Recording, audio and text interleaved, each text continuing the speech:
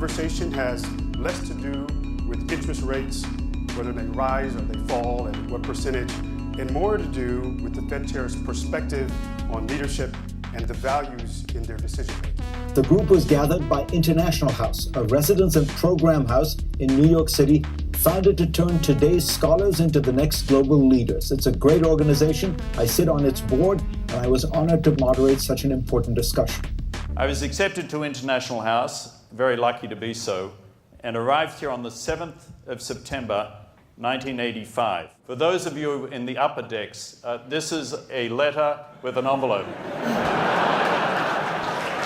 Jesse Jackson, the former presidential candidate, is coming to our house this week, as is Prime Minister Gandhi and former President Gerald Ford.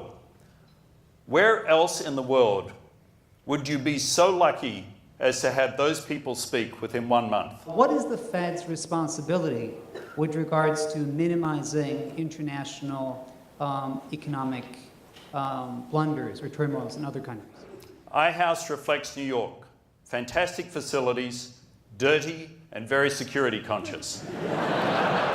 I think I heard you say clearly, and you interrupted him and said, if I said it clearly, Senator, I must have misspoken. Were you trying to be deliberately incomprehensible at times? I've been lucky to be assigned to a trustee as part of the Student Trustee Link program, with each trustee matched to one student. Mine is Shelby Colum Davis, a legendary Wall Street banker. He took me to lunch at a fancy club in Midtown New York, and at the end of the lunch he turned and pointed at me and he said, "You, son, should pursue a career in finance." And so I did. You had the Republican governor of Texas saying that you were engaging in treason. How'd that make you feel? It didn't make me happy.